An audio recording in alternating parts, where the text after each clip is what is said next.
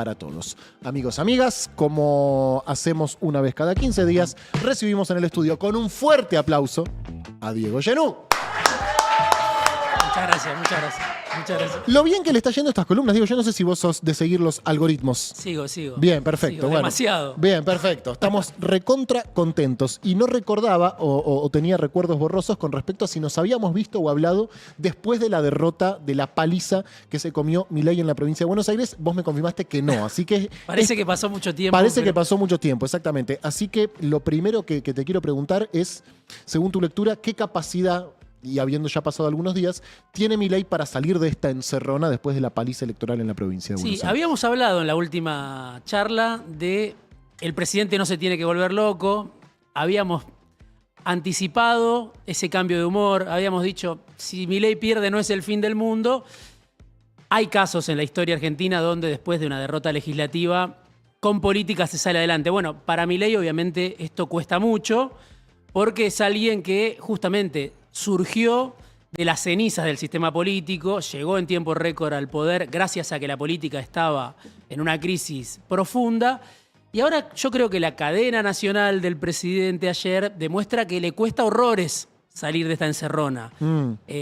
Salir con política, palabra prohibida en la Casa Rosada para los libertarios, tratando de entender, de leer este momento, ¿no? ¿Cuál fue el mensaje en la provincia de Buenos Aires? ¿Qué es lo que ya no va más para el gobierno de Milei? Bien. Y ayer uno lo ve al presidente repitiendo como un mantra todo el tiempo la necesidad de el déficit cero, del superávit fiscal, muy abrazado a esa religión. Pongo un pero, así hay un sí, contrapunto. sí. ¿No ves en su, aunque sea el anuncio, más Sí. allá de que se traduzca efectivamente en condiciones materiales, en el anuncio de que va a aumentar las partidas en jubilaciones, discapacidad y universidades, ¿no ves una voluntad política de torcer esa imagen que venía dando? Sí, hay alguien que tomó nota en Casa Rosada y se dio cuenta de que fue una paliza, de que, sobre todo para mí, la gran novedad de la elección es, junto con, obviamente, la vitalidad del peronismo en la provincia de Buenos Aires, bueno, muchísima gente que dijo, hasta acá te acompañé, Milei, y le soltó la mano.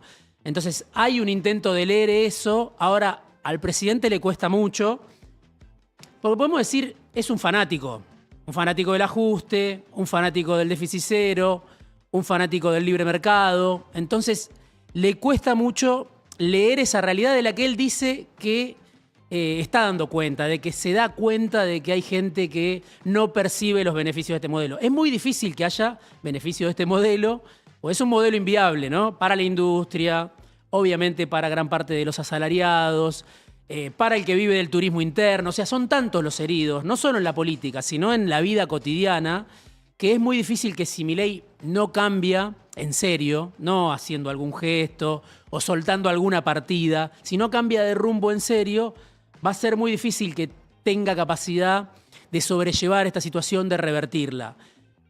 Si Milei tiene un mejor resultado en las elecciones de octubre, que hay muchos que piensan que sí, porque no va a haber terceras opciones, porque el antiperonismo quizás se despierta ahora que ve al peronismo otra vez con signos vitales.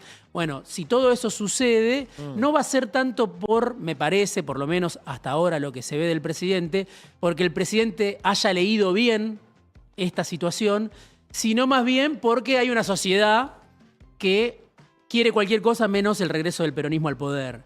Pero no tanto porque Milei interprete cuál es ese mensaje, porque ayer todo el tiempo repitió en la cadena nacional la idea del ajuste, ¿no? Incluso él vendiendo la idea de que también en Casa Rosada están sufriendo el ajuste, lo cual es difícil de creer, por los audios de español o por los viajes del presidente, ¿no? Por los negocios que están haciendo algunos miembros importantes del gobierno. Entonces, me parece que hay una capacidad limitada de Milei para salir de esta situación. Y tampoco le sobran aliados que quieran rescatarlo. Ese es otro problema. Claro. Se peleó con gran parte del sistema político, se peleó con gran parte del empresariado del Círculo Rojo. Los fondos de inversión No han llegado de la forma que esperaba o que anunciaba. exactamente. El riesgo país es Terrible. un indicador. Pero es un hijo país peronista. Sí. Peronista o claro. peor. Pero por eso, Milei yo creo que recibió lo que merecía en la provincia de Buenos Aires como mensaje de las urnas, porque efectivamente no había tirado un solo centro para, sobre todo yo te diría, y ahora creo que vamos a seguir charlando de eso, pero el sujeto popular que lo votó a Milei, porque lo que a Milei lo distinguía de Macri y de otros presidentes de derecha, que incluso si uno quiere lo emparentaba un poco con Menem, era que sectores populares habían dicho es por el lado de Milei. Milei nos va a sacar de esta situación. Bueno, para esos sectores, juventudes, pero sectores también de trabajadores, de precariado, de pequeño empresario, para esos sectores Milei no tiró nada en casi 2 años. Y bueno, hay que ver si en estos días que le quedan hasta octubre puede cambiar con decisiones políticas esa percepción. Yo creo que es muy difícil, por eso digo, es más una reacción social que puede haber para salvarlo a Milei que Milei haciendo política y saliendo adelante. Y aparte es un momento en el cual todos los gobiernos en algún momento incurren, que es cuando te empezás a morder tu propia cola. No a todos les ocurre tan rápido, ¿no? A todos les ocurre al año y medio o 2 años de haber asumido, pero bueno, cuando tratás de sacar el cepo que vos mismo pusiste o de poner el cepo que vos mismo sacaste, digo, Milei va a poder dar ciertos volantazos que ponen muy en duda su propia narrativa, ¿no? Que cuestionan su propia narrativa. Sí, del plan Platita, por ejemplo. Sí, yo creo que es muy importante tener en cuenta que acá hubo mala praxis, además de crueldad. Claro, ¿no? claro, no es solo un gobierno que muchas veces es despiadado con sectores vulnerables, con personas con discapacidad, con jubilados, lo que sabemos, los médicos del Garrahan. No es solo esa insensibilidad, sino que es un gobierno que hoy está en una fragilidad extrema, sobre todo con el frente de los dólares, pero por mérito propio tuvo muchas oportunidades Milei de llegar con otra fortaleza en el Banco Central.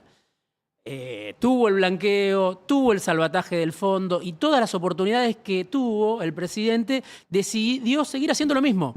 No decir, bueno, recibí este salvataje del fondo, que ya se sabía que iba a ser el último. Bueno, ahora aprovecho para acumular reservas, aprovecho el trimestre de oro del agronegocio, empiezo a tener otra fortaleza. Siempre el único plan fue puentes financieros, me decía un economista, puente para llegar a la elección. Bueno, no llegó bien, aunque la inflación obviamente está más baja que lo que tenía al frente de todos cuando se fue, pero no llegó bien porque para gran parte de la sociedad esto es invivible.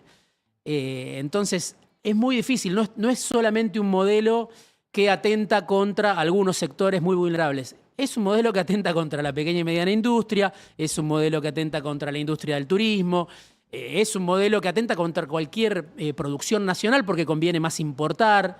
Y además la realidad de los salarios, ¿no? De la precariedad, de gente que perdió el laburo en este tiempo. ¿Qué pasó con los jóvenes, Diego? Porque más allá de que a Milei en el 23 lo votaron todos, jóvenes, grandes, mujeres, varones, había como un gran diferencial en su capacidad de convocar a las juventudes. ¿Qué pasó en el 7 de septiembre? Yo creo que ahí es el dato central de la elección del 7 de septiembre, la pérdida de apoyo popular de Milei, porque hay lecturas encontradas.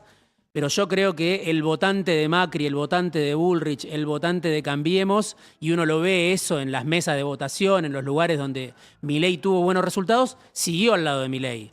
No se horrorizaron los republicanos con un presidente que lleva 2 años sin presupuesto, que gobierna por decreto, obviamente que reprime, que en su momento nombró a los jueces por decreto de la Corte. Yo creo que nadie se corrió, muy poco sector de lo que fue en su momento Cambiemos le dio la espalda a Milei. El que le dio la espalda son esos sectores plebeyos, populares, precarios y la juventud. Eso se puede ver, por un lado, porque hablabas con cualquier dirigente. Yo hablé previamente a la elección, hablé durante la elección, después de la elección, con dirigentes territoriales del peronismo y de la Libertad Avanza, que en algunos casos lo de la Libertad Avanza eran peronistas. Eran del peronismo y te decían, no vinieron los pibes a votar. Eso se notó mucho. A la inversa se vieron muchas personas mayores, jubilados, abuelos que quizás ya ni siquiera tenían la obligación de ir a votar, pero que decidieron ir para poner un freno a Milei. Bueno, en los pibes lo que hubo fue uno de los factores, no digo que sea el único, lo que hubo fue no voy a votar. No fueron a votar como habían ido a votar en su momento. Esto además, yo cito un estudio que hace Rodrigo Sarazaga, que es un politólogo, rector de un instituto político que se llama CIAS, y que además, bueno, es sacerdote, entonces recorre mucho el conurbano, tiene un libro que se llama Conurbano Infinito. Él estuvo mirando circuitos de votación mesa por mesa y ahí él detecta que en las villas del conurbano bonaerense hubo un gran ausentismo de esos sectores que habían visto en Milei una salida. Jóvenes, menos de 35 años, sectores populares, no fueron a votar. Claro. No fueron a votar como esperaba Milei que lo fueran a votar. Seguramente algunos sectores fueron, pero eso se ve muy claro en el conurbano, en villas del conurbano, en barrios precarios del conurbano, donde en ese momento, sobre todo 2023, el balotaje, Milei le dio una paliza al peronismo en esos sectores. Ese fue el plus. Bueno, en esta elección no estuvieron. ¿Eso quiere decir que rompieron definitivamente la relación con Milei? Veremos. Veremos, no lo sabemos. En esta elección Milei no les dio motivos a muchos de ellos, estamos hablando de muchos pibes, miles de pibes. Sí, que uno no identifica, quizás estoy equivocado, pero no identifica como el voto gorila, ¿no? El voto antiperonista que venía de Bullrich y Larreta, sino un emergente, un votante nuevo, si podemos decir. Quizás que había sido su primera o su segunda elección. Sí, un votante que estaba harto de Macri, que estaba harto del peronismo, que no había visto, si querés, no había disfrutado de la edad dorada del kirchnerismo, los años de crecimiento, los años de aumento en el consumo, en el salario, y que buscó apostar por Milei. Ahora se va a ver cómo era esa juventud, ¿no? Por un lado estamos viendo que no está en estas elecciones o no está como Milei la necesitaba. Si vuelve a votar por Milei en octubre, si lo revive al presidente que hoy está, bueno, ahí sí vamos a tener un indicio de que es una juventud más antiperonista de lo que pensábamos. Si le sigue dando la espalda o dice hasta acá te acompañé, amigo, porque no me tiraste un solo centro. Era para que le resuelva problemas, sino para que le clave el último clavo en el cajón del Exactamente. peronismo. Yo creo que va a ser muy importante la elección, cómo se comporten estos sectores. Algunos dicen van a volver a votar a Milei porque no quieren al peronismo. Habrá que verlo, pero se define un poco cómo es la fisonomía de esa juventud. Si es una juventud, si querés, antisistema, una juventud que está harta de la política, que ve que la dirigencia política está lejos de su realidad, de sus necesidades, o si es una juventud más bien antiperonista. Yo creo que eso es lo que vamos a ver en octubre. Algunos dicen van a volver. Yo creo que en la Casa Rosada están apostando a que esos pibes vuelvan a confiar en Milei. Ahora, en paralelo también, si son ciertos los trascendidos de la interna del gobierno, con quien más se están peleando es justamente con los sectores que representan esas juventudes, ¿no? Sí. Porque no creo que esas juventudes estén contenidas por Pareja, el Nene Vera y Lule Menem. Bueno, uno los identifica más cerca del esquema tuitero de Santiago Caputo. Bueno, ahí yo hablaba con un dirigente de La Libertad Avanza en la tercera sección electoral. Él me decía, ni Santiago Caputo, por ejemplo en Lomas de Zamora, ¿no? En Lomas de Zamora no hubo un solo local abierto de La Libertad Avanza en toda la campaña, me decía este dirigente. Donde fue Milei a hacer su caravana. Exactamente, donde lo corrieron a Esper con un brócoli. Sí. Bueno, ahí no había nadie, no había local. Había un solo local de Nahuel Sotelo, que es un dirigente libertario, secretario. Funcionario, claro. Funcionario del gobierno, que estaba cerrado, de la Fuerza del Cielo. Pero de ahí de Lomas de Zamora es Sebastián Pareja. Es un territorio clave para el peronismo, en general, a través de la historia, pero también para Libertad Avanza, que había abrevado, si querés, ahí, o tenía fuerza. Bueno, ni la línea de Sebastián Pareja, ni la línea de Santiago Caputo abrió los locales en Lomas de Zamora, y así se puede hablar de otros lugares. Sí, uno también podría decir que en el 2023 Milei ganó en 7 provincias a las que no fue. Exacto. Donde digamos, tiene su construcción en otros territorios. La diferencia es que Milei viene gobernando desde hace 2 años y cada decisión que toma lo incrimina. Claro. Antes era el que venía a decir lo que estaba todo mal. Bueno, ahora hay una parte de la sociedad que le reclama que tome decisiones en beneficio. Y te sumo un dato. Hay, por ejemplo, en Loma de Zamora, un consejero escolar que era un delivery. Un pibe, trabajador, también precario, familia, sectores humildes. Bueno, él era un dirigente que iba como consejero escolar.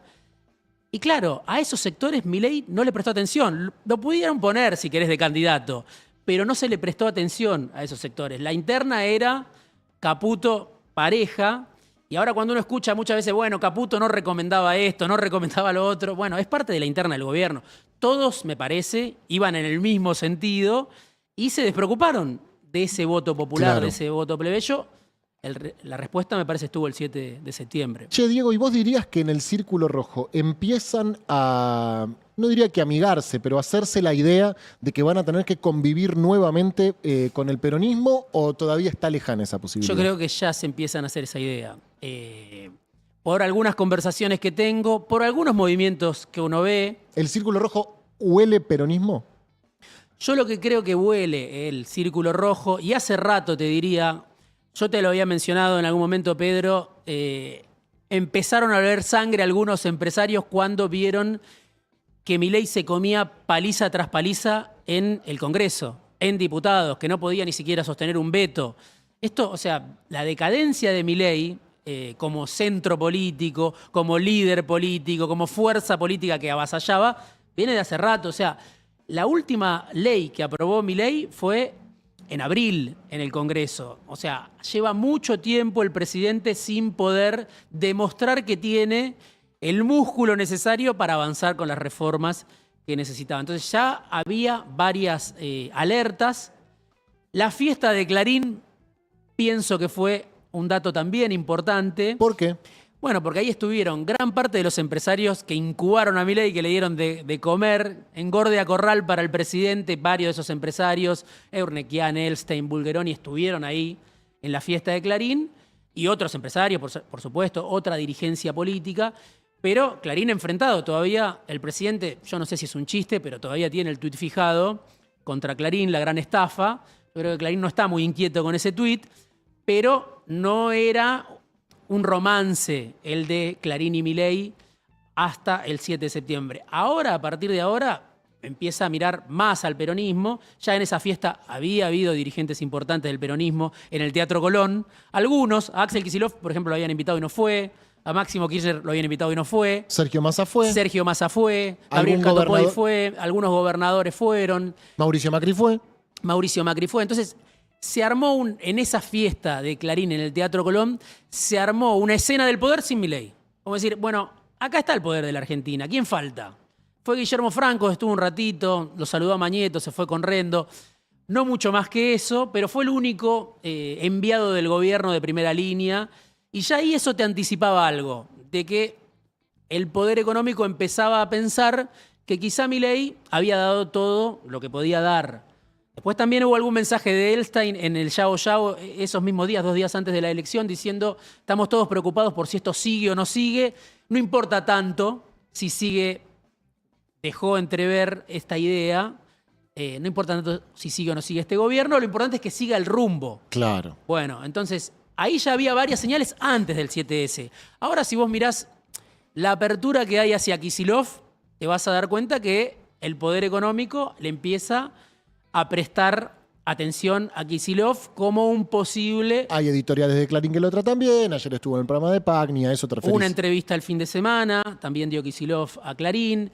Y después todo eso es lo que vemos, pero por supuesto que lo que no vemos es mucho más importante. Entonces, yo creo que sí, que hay actores del poder económico que dicen, bueno, hasta acá lo acompañamos. O sea, Milei, es decir, Milei se quedó sin crédito social.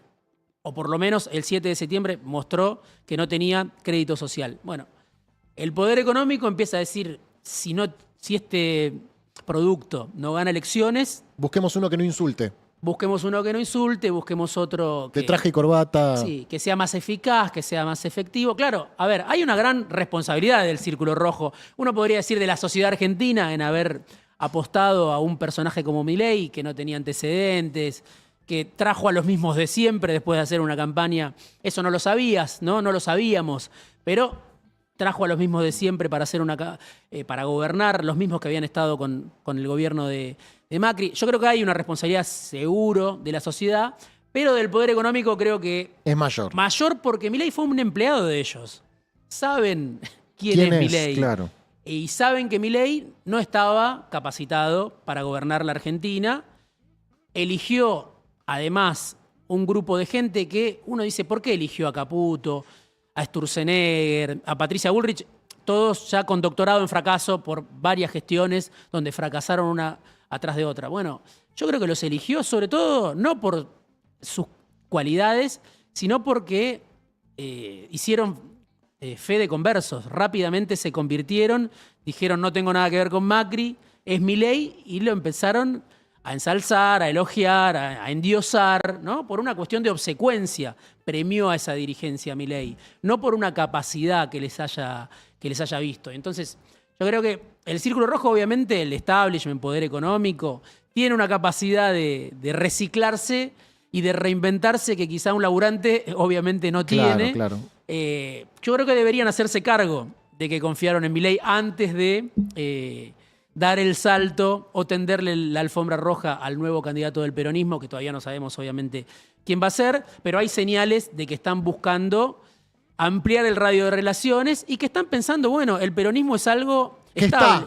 Es algo estable en la Argentina. Una Argentina, obviamente, una sociedad, un momento, si querés, de la historia donde hay pocas cosas que se mantienen estable. Bueno, el peronismo demostró en esta elección que es parte de una Argentina y que, te diría más, que ni siquiera ya depende de los resultados del peronismo en el poder. Claro. ¿No? Es una convicción que tienen grandes sectores populares, una apuesta para ponerle límites, si querés, a las versiones más extremas del libre mercado. Bueno, es el peronismo, ¿no? Eso es lo que indica la provincia de Buenos Aires. Octubre puede ser distinto. No sabemos qué puede ser octubre.